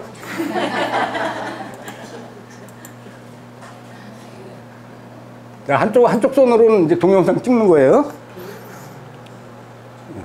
그럼 양쪽 손으로 하면 더 잘 벗겨지겠죠. 아주 쉬워요. 이거를 몰라가지고서는 처음에 생가지를 반으로 잘라서 손톱으로 뺐어. 손톱이 뒤집어졌어. 씨를 인류가 언제부터 받았을까요? 작물의 씨를? 그렇죠. 그럼 10,000년 전부터, 10,000년쯤 됐겠지, 뭐. 씨를 받은 지 10,000년 됐을 거예요. 그러면 씨를 받는 최초의 고문서는 몇 년 전쯤에 기록됐을까요? 예수님 돌아가시고 600년 뒤에. 아니, 기원전. 예수님 돌아가시고 600년 지났어. 그러면은 고려시대? 그 이전이지. 삼국시대. 삼국시대. 거기에 이제 제민요술이라는 책이 있어. 범승지서. 범승이 쓴 농서. 모든 백성들한테 유익한 농사 방법을 뽑아서 요약해서 쓴 책. 제민요술이 그런 뜻이거든. 그게 인류 최초의 농서예요, 농서. 그게 보면 여러 가지 소제목의 편이 있는데 씨앗 받는 방법이 나와 있어. 그래서 그 당시에 철기시대? 뭐 요 무렵에 씨앗 받는 그런 게 지금과 똑같아요. 방법이 똑같다는 얘기야. 그러니까 그건 완성된 거야. 상당히 오래전부터 완성됐어. 그러면 씨앗 받는 조건은 뭐죠? 씨앗이 견실해야 되죠? 연그러야 되잖아. 튼튼해야 돼. 빛깔도 좋아야 되고. 그죠? 열매가 또 맛있으면 더 좋고. 그 다음에 벌레가 먹으면 안 되죠? 좀이 슬거나 이러면 안 되잖아. 좋은 종자, 상태가 좋아야 된다. 또 하나. 씨를 선발할 때, 우리가 씨를 받을 때 열매에서 해야 되잖아. 그렇지, 그런 거. 그런 것들이 기록돼 있다고. 때깔이 좋고 큰 거, 뭐 그런 거. 그런 게 이제 기록돼 있는데, 우리도 그렇게 해서 선별해서 그걸 선별 체종이라고 그러는 거야. 그 다음에 특이한 게 나와요. 그거를 쉽게 생각하면 안 된다는 얘기야. 자연 상태에서 방사능에 쪼여가지고 특이한 것들이 나와. 제가 감자를 심어보니까 자주감자 알죠? 자주감자의 색깔은 자주색이죠. 근데 반은 붉은색이 나오고 반은 자주색이 나오는 얼룩배기 감자가 나온 거야. 난 감자 농사 15년 했는데 처음 본 거예요. 딱 한 알이 나왔어. 50평을 심었는데, 자주감자만 50평을 심었는데 딱 한 알에서 그게 나온 거야. 그러면 아유, 이건 휙 하고 버리게 되잖아요. 버리면 안 된다는 얘기지. 그거를 또 심는 거야. 그래서 형질이 고정되면 새로운 품종이 탄생하는 거거든요. 그렇죠? 그러니까 그렇게 넝쿨 타는 거를 쉽게 버리시면 안 된다는 얘기예요.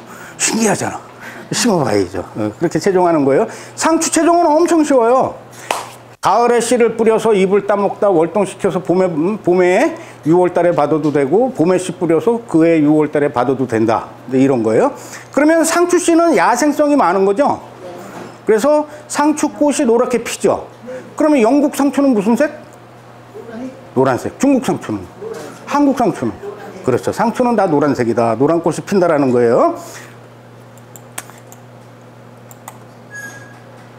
그럼 이렇게 노란색 꽃이 피죠? 그 다음에 어떻게 되죠? 노란 꽃이 지면 하얀 솜털이 생기죠? 그러면 하얀 솜털이 생겼다라는 거는 바람이 싹 불면 바람을 타고 씨가 빠져서 날아간다는 얘기죠? 그럼 그게 씨가 연근 거야, 하얀 솜털이 생기면. 그러면 하얀 솜털이 생긴 걸 말려야 돼요? 안 말리지 않아야 돼요? 말릴 필요가 없죠. 이 상태로 씨가 하얀 솜털이 생기면 연근 거잖아요. 근데 이걸 몰랐던 거야. 그래서 이제 말렸네. 다 말려야 되는 줄 알고 말렸단 말이에요. 이렇게 말렸어. 그러면 건물이 많이 나오죠. 잎이 말라가지고 떨어지잖아. 그러면 씨앗하고 건물하고 또 구별해내려면 힘들잖아요. 상추씨는 솜털처럼 가벼워. 호흡 불면 건물도 날아가지만 씨앗도 날아가거든. 그러면 축축한 상태에서 신꽃이 한 7, 80%핀 상태에서 대공을 잘라서 그 자리에서 털어버리면 씨앗만 쏙 빠져요. 응? 그걸 보여드릴게. 안 말리고, 이렇게 안 말리고 터는 거예요, 통에다. 좀 넓으면 힘을 줘서 털면 되겠죠. 그럼 더 많이 빠지죠. 그럼 이렇게 턴 거를 한 번 더 말려. 그래서 이제 막대기로 친다든가 손으로 비비면 씨가 또 한 번 나오겠죠. 그죠? 그러면 상추씨 하나 심어서 상추 한두 폭이 잘 기르면 엄청나게 많은 씨가 나온다고. 이렇게 많은 씨가 나와요. 그러면 민들레 씨는 어떻게 봤죠? 똑같죠. 그죠? 사냐초 씨를 이렇게 받는 거야. 하얀 솜털이 생기는 거 있죠. 그러면 이제 꽃이 피고 하얀 솜털이 생기면 씨가 연그럽구나 이렇게 알잖아. 눈개승마 씨는 어떻게 받아요? 벌어지죠? 지가 팍 하고 벌어지잖아. 그럼 그 안에 하얀 털이 있죠. 그럼 씨가 연그럽구나. 그럼 빼서 말려서 씨를 받으시면 되죠. 그러니까 상추는 야생성이 아주 강한 씨다. 그러니까 그런 거를 보고 꽃이나 사냐초의 씨도 받으시면 된다라는 거예요. 그러면 열매 이렇게 뿌리 구근으로 되어 있는 꽃은 뭐 있죠? 응? 나 이름을 잊어버려서 그래. 튤립? 튤립 같은 거. 알뿌리. 예, 알뿌리. 그건 어떻게 받아요? 마늘처럼 받으면 되지. 마늘처럼 캐서 말렸다 봄에 심으면 되지. 그죠? 근데 그런 식으로 해서 받으시면 돼. 작물은 원래 식물에서 변형된 거거든. 그러니까 사냐초 씨앗 받는 거나 꽃 씨앗 받는 거나 방법은 같다라는 얘기예요. 저는 사냐초나 꽃을 안 길러봐서 최종을 못했는데 원리적으로는 같을 거다라고 이제 말씀드리는 거죠. 그리고 5분 남았는데 5분만 더, 10분만 더 할게요. 자, 이거는 쑥갓이죠? 그럼 이제 쑥갓 좋아하시잖아. 꽃은 무슨 맛일까요? 쑥갓보다 더 강한 쑥갓 향이 나. 그러면 이게 쑥갓꽃이 언제 펴요? 상추꽃 피고 나서 펴. 네? 조금 늦게 펴. 그러면 이렇게 꽃잎이 있잖아요. 얘가 연하고 맛있겠죠. 그러면 상추쌈에다 꽃잎을 하나 딱 얹어서 먹으면 쑥갓향보다 더 진한 향이 나죠. 아마 장아찌 단 것도 맛있을 것 같아. 담궈보진 않았지만 꽃도 먹는다는 얘기죠. 그럼 꽃잎이 떨어지죠. 그럼 이런 색으로 이제 된단 말이야. 이런 식으로. 그럼 얘보다 조금 시커매져. 그러면 대궁을 펴. 그래서 상추 털듯이 후려치면 예? 쑥갓씨가 쏙 빠져. 쑥갓처럼 생긴 꽃 있죠. 쑥갓꽃처럼 생긴 꽃 있잖아. 예? 그것도 이렇게 받으면 된다는 얘기야. 후려치면 된다. 그러면 씨만 쪽 빠진다는 얘기죠. 근데 그걸 몰랐어. 그래서 이렇게 꽃을 일일이 따서 바짝 말렸어. 그럼 얘를 말리면 돌덩이처럼 단단해요. 그럼 얘를 분리해야 되잖아. 손에 물집 잡히고 막 그래. 그래서 이렇게 바짝 말려서는 이렇게 바닥에다 놓고 발로 비벼. 그러면 이제 씨가 쪼가리가 나죠. 그래서 키질해가지고 씨를 받으시면 돼. 그러면 쑥갓씨 한 개는 씨앗이 몇 개 들어있을까요? 예, 그 정도 들어가 있죠. 그래서 그럼 몇 개 받으면 될까요? 쑥갓씨는? 쑥갓과 같은 꽃씨는? 한두 개만 받으시면 돼요. 자, 쑥갓 한 포기에서 꽃이 몇 개 피죠? 50개 정도 펴. 많이 핀다고. 시간차를 두고 펴. 시간차를 두고. 예. 고구마도 하시나요? 고구마, 토종고구마. 생물자원관에서 토종고구마 안 하죠. 그런 거를 해야 되는데. 아이고. 그 애들하고 고구마 순 기르기 하면 재밌잖아요. 그러니까 고구마 순은 다 누구나 기르죠. 접시에다 받쳐서 고구마 놓으면 되잖아. 물에다 담궈 놓으면 수경 재배하면 싹이 자라죠. 그럼 인터넷에서 검색을 했을 때 고구마 순 기를 때 선택하는 고구마 종자는 작아야 돼요? 커야 돼요? 왜 그럴까요? 그래야 순이 많이 나오니까. 그죠? 그러면 작은 고구마는 돼요? 안 돼요? 되죠. 그럼 우리는 고구마 순을 재배해서 돈을 버는 사람은 아니잖아요. 그러니까 작은 고구마도 된다. 얼마나 작고? 새끼손가락 크기에도 순이 나온다. 그럼 한 개월 먹다가 작은 고구마를 페트병을 잘라서 담았어요. 한 6개 담았어. 새끼손가락만한 거죠. 그럼 이제 순이 자라갔죠? 2월 달부터 해도 돼요. 그럼 여기에서 이제 한 3, 40cm 이렇게 자라겠죠? 그럼 요 뿌리를 한 2cm 정도 남겨놓고 잘라. 가위나 칼로. 그래서 페트병이나 시로프 박스에 상토를 채우고 꽃꽂이를 하는 거예요. 그럼 뿌리가 내리면서 또 자라죠. 그러면 걔도 잘라서 또 심어. 그러면 고구마 5개에서 한 단 정도의 순을 길러서 심을 수가 있다. 그런 거죠. 토종은 고구마 순 파는 데가 없다. 고구마도 안 판다. 그러니까 길러서 심을 수밖에 없죠. 그렇게 되면은 이렇게 잎마디에서 뿌리가 나와요. 뿌리가. 그러면 이제 심으면 활짝도 잘 되고 여기에서 고구마가 달리는 거거든. 근데 육면농가에서 파는 고구마 순은 어떻게 기르죠? 성장 촉직제. 뿌리를 빨리 내려고 성장 촉진제 같은 거 뿌리잖아요. 밀식돼 있죠. 그래서 그걸 사다가 고구마를 심으면 순이 많이 죽는 거야. 근데 집에서 기르면 100개 심으면 99개가 살아요. 그래서 집에서 길러 심는 게 좋아요. 오이도 해놔요, 오이? 오이만 한번 해볼게요, 오이. 자, 이제 이게 마늘밭이거든요. 마늘은 언제 수확하나요? 6월에 수확하죠? 그러면 5월 중순쯤에 마늘밭 사이에 공간이 있잖아. 거기에다 오이씨를 심는 거예요. 그리고 이제 오이씨를 어디다 심었는지 잊어버릴지 모르니까 씨앗는 데다가 이렇게 표시를 해. 저는 페트병을 꼽는다든가 또는 막대기를 꼽는다든가 이렇게 표시를 하죠. 그러면은 한 열흘 정도 지나면 싹이 많이 올라오죠. 근데 옛날에는 조상님들이 오이를 어떻게 심었냐면, 오이는 땅을 치고 올라오는 힘이 약해. 발화력이 좀 약해요. 그래서 콩을 심는 거야, 콩. 콩 하나라고 오이씨 3개를 넣어. 그럼 콩은 땅을 치고 올라오는 힘이 좋죠. 그럼 콩 뿌리를 뽑는 게 아니라, 오이 싹이 나고 나면 콩을 가위로 잘라. 그럼 거기서 콩에서 물이 나오죠.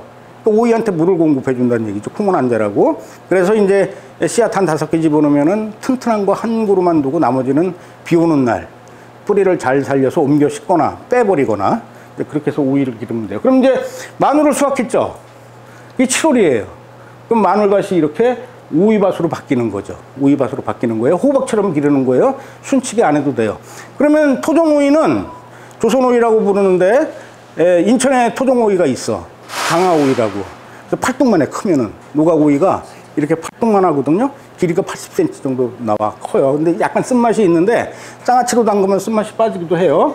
그러면 이제, 이 숫꽃이 먼저 펴. 7월 달에 노란 꽃이 피는데 숫꽃이 먼저 피거든요. 벌이 찾아와. 허당이죠? 순놈한테 뭐 젖이 나오겠어? 꿀이 나오겠어? 허당이죠. 그러다가 8월 달이 들어서면서부터 암꽃이 피는 거야.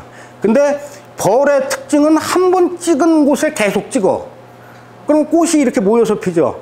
그 주변에 수정을 중점적으로 시켜요. 그래서 오이가 달리는 곳에 서너 개씩 달려 있어.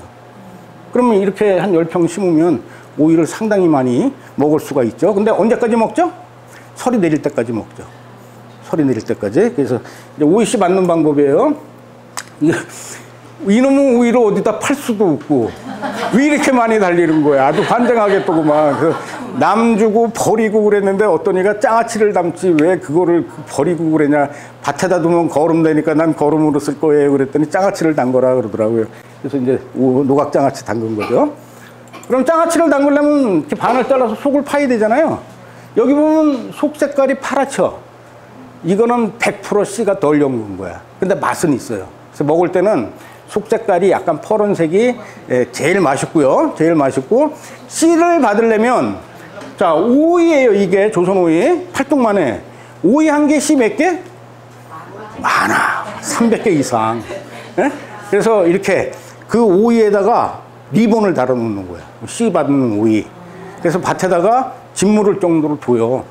곰팡이가 슬거나 만지면 물컹거릴 정도로 이렇게 농 익혀. 그리고 게를 따. 그리고 과육의 맛을 보면 시큼한 맛이 나. 사람이 먹을 수 없을 정도로 짓무른 거거든요. 그럼 게를 이제 속을 파. 속을 파서 오이는 씨 표면에 젤라틴 막이 있어. 그래서 용기에다 담아서 한나절 뜨뜻한 데다가 두면 부글부글 끓으면서 씨가 소독이 돼요. 그래서 다음에 더 잘 열린다. 이런 말도 있고, 오이를 심을 때 설탕을 조금 뿌리면 쓴맛이 많이 없어지고 단 오이가 생긴다. 이런 말도 있어요. 고문소에 있겠죠? 참외도 그래요. 참외도 그렇고. 예, 그래서 이제 오이씨 받으시면 돼요. 엄청 많아요, 씨. 자, 이렇게 받는 거죠. 우레 아시죠? 우레. 나라집게 우레. 자, 우레는 원래 이름은 월과야, 월과. 월나라의 오이다 그런 뜻이거든요. 그러면 중국의 월나라가 위치상 어디냐 하면 베트남 부근이에요. 베트남 부근. 그래서 중국이 지금 중국 말고 옛날에 뭐 당나라, 뭐 금나라 이런 청나라 이럴 때 걔네들이 베트남 그 일대까지 세력을 확장한 거죠. 그러니까 거기 덥죠. 거기에 이제 월과라는 게 생긴 거예요. 월과. 춘추 전국 시대 때 월나라의 오이다. 이런 거죠. 근데 걔가 오이하고 참외하고 사랑을 한 거예요. 그래서 향은 참외 향이 나는데 과육의 맛은 오이보다 맛이 없어. 근데 이거를 장아찌로 담그니까 끝내주더라. 이런 거지. 그러면 우리나라는 그 당시에 삼국시대였던 거야. 그래서 이제 역사적 기록에 보면 삼국시대 때 절임 문화가 많이 발달했다라는 기록이 삼국지 위지 동이전에 있어요. 동이족들은 절임 문화, 술 담기, 장 담기를 잘한다 이런 기록이 있거든. 술 먹고 노는 것도 잘한다. 노래도 잘 부른다. 춤도 잘 춘다. 이것도 있지만 음식에 대한 기록도 있거든요. 이 절임 문화가 백제 사람들이 됐건 신라 사람들이 됐건 어디로 가죠? 일본으로 가죠. 일본으로 가서 나라집게 지방에 절임 문화를 전수해 주는 거야. 그래서 우레 장아찌가 일본에서 번창하게 되는 거죠. 그게 다시 일제강점기 때 한국으로 넘어와서 장아찌, 물의 장아찌는 일본 거다 이렇게 된 거죠. 그러나 알고 보면 우리나라 거라는 거죠. 그럼 이런 내용을 학교 텃밭에서 같이 공부하면서 하면 재밌겠죠. 씨도 받고 장아찌도 담고 이렇게 재밌겠죠. 참외 씨 받듯이 받으시면 돼. 자, 씨를 받을 때 참외보다 씨가 더 많아. 오이랑 사랑을 해서 오이 씨만큼 많이 나와요. 그러면 장아찌로 담글 때는 익으면 안 돼. 익으면 참외보다 더 흐물흐물하거든요. 이거 푸른 거에서 장아찌를 담그는 거예요. 파란색 속에서도 80%는 씨가 익더라고. 속안이 노란색, 호박처럼 노란색이 될 때는 100% 익고, 그러면 이제 이렇게 파란 거를 속을 긁어서 씨를 받을 때 가라앉는 것만 받으시면 돼요. 네, 이런 식으로 장아찌 담는 거죠. 소금을 채워. 그래서 24시간을 절여. 이 절인 걸 햇빛에 말려. 꼬득꼬득하게. 그러면 쫀득쫀득하겠죠. 근데 소금만 넣으면 짜서 못 먹잖아요. 그리고 이제 설탕을 채워. 예? 예, 그리고 식초를 약간 집어넣어서 간장 장아찌로 드셔도 되고, 그냥 오이 장아찌처럼 천일염, 소금, 식초, 소주 약간 1대1로 넣어서 담궈도 돼요. 술집게미를 넣어서 담그면 더 맛있어요. 이렇게. 예, 근데 이제 여기서 중요한 건 토종 참외는 이렇게, 토종 우레는 이렇게 참외 색깔을 띠고 있어. 토종 참외, 개구리 참외 모양. 근데 외국의 우레는 예? 박 있죠, 박 색깔. 예? 하늘 색깔처럼. 그런 색이 있어요. 그래서 대부분 마트에서 파는 거는, 인터넷에서 파는 건 개량되어 있는 외국 종을 가지고 기르는 거야. 그래서 토종 참외는, 토종 우레는 이제 품종이 귀하죠. 예, 재밌어요. 이건 이제 술집게기미에 담은 거예요. 이렇게. 요거 술집게기. 예? 예. 그래서 이제 1년 뒤에 꺼내니까 이렇게 됐어. 그래서 요거를 착착착착 썰어가지고 참기름 조금 넣어서 조물조물해서 먹으면 기똥차게 맛있죠. 자, 1kg에 얼마? 우레장아찌 1kg에 얼마? 25,000원. 요만한 거 한 조각에 10,000원, 15,000원 가. 돈 주고 살려면. 그러면 10개만 담그면 시컷 먹죠. 김밥에 재료로 집어넣고. 수박은 퇴퇴. 네, 퇴퇴. 호박은 물에 가라앉는 거, 뜨는 거. 뜨는 거. 네, 뜨는 거 하시면 돼요. 자, 단호박 잎이 맛있을까요? 일반 호박 잎이 맛있을까요? 단호박 잎이 다 더 맛있어. 그 단호박 잎은 안 먹죠? 그 왜 그런 줄 알아요? 우리나라에 단호박이 들어올 때 일제강점기 때 들어온 거야. 그래서 조상님들이 외놈의 호박이다 그래서 단호박을 취급을 안 했어요. 외놈들이 처먹는 거다 그래서 안 먹은 거야. 그러다가 1975년도에 그 무렵에 농가 소득작물로다가 유럽에서 단호박을 가지고 재배를 한 거예요. 그때부터 단호박을 먹었는데 호박잎 먹는 거를 가르쳐 주지 않은 거예요. 근데 단호박이 더 맛있어요, 호박잎이. 예, 그거 드시면 돼요. 예. 물에 뜨는 거 받는다. 이거는 외국 호박이에요. 이거 이름이 블루 허버드라는 단호박인데, 이렇게 토종 단호박의 색깔은 이렇게 힘이 끼리해요. 마트에서 파는 건 청색이죠? 예, 그 맛이 없어요. 이거 맛있거든요? 단호박이 커. 엄청나게 커요. 근데 이게 우연히 제주도로 오는 거야. 일본을 경유해서 제주도로 왔건, 유럽을 통해서 제주도로 왔어. 근데 제주도의 풍토가 다르잖아요. 기후 풍토가. 그래서 길쭉해졌어. 그래서 길이가 80cm, 너비가 40cm. 단호박 하나 잡으면 10명이 먹고도 남어. 한 달 내내 먹어. 어? 그러면 이제 단호박의 씨의 색깔은 무슨 색깔? 노란색. 일반 호박의 씨의 색깔은 하얀색이죠? 일반 호박의 씨는 교잡돼도 하얀색, 교잡 안 돼도 하얀색이야. 단호박의 원형 씨는 노란색인데 교잡되면 하얀색이 나와. 응? 이게 이제 한번 볼까요? 이렇게. 네? 단호박 씨거든요. 하얀색도 나오고 노란색도 나와. 그러면 이 노란색 씨를 심어서 다음에 호박을 따서 배를 갈리니까 노란색이 나와야죠. 하얀색이 나오기도 해요. 네? 그럼 이 하얀색 단호박을 심어서 다음에 호박을 따서 배를 가르니까 노란 씨가 나오기도 해. 그래서 그거를 도저히 이해를 못했어. 왜 이러지? 내가 뭘 잘못했나? 벌이 뭘 잘못했나? 그랬는데 호박의 유전자가 개체수가 많다는 거야. 유전적 형질이 복잡하대요. 그래서 장구한 세월 살아오면서 호박이 역사를 깊이 있게 껴안고 사랑했던 유종자들을 너무 많이 갖고 있는 거야. 그 놈들을 너무 많이 껴안고 있는 거예요. 그래서 이런 색이 나오더라도 교접된 거야 라고 버리지 말라는 얘기지. 그리고 단호박은, 토종단호박은 이렇게 심장의 모습을 가지고 있는 게 제일 맛있어. 럭비 공식으로 심장의 모습을 갖고 있는 게 제일 맛있다. 그런 얘기예요. 이렇게. 그러면 단호박 씨앗에 생긴 거는 똑같아야 되잖아요. 근데 이렇게 날씬한 게 있고 넓적한 게 있다고. 그래서 날씬한 거는 길쭉한 호박이 나오고 넓적한 호박은 둥근 게 나와. 단호박은 어떤 게 맛있다고요? 럭비공처럼 하트의 모양으로 길쭉한 게 맛있다. 그럼 맛있는 걸 먹으려면 이거를 심어야지. 길쭉하게 생긴 거. 그러면 일반 호박은 어떤 호박이 맛있어요? 둥근 호박이 맛있는 거예요. 응? 긴 호박보다 둥근 호박이 맛있는 거예요. 이렇게 해서 이제 드시면 돼. 여기까지 하겠습니다. 질문.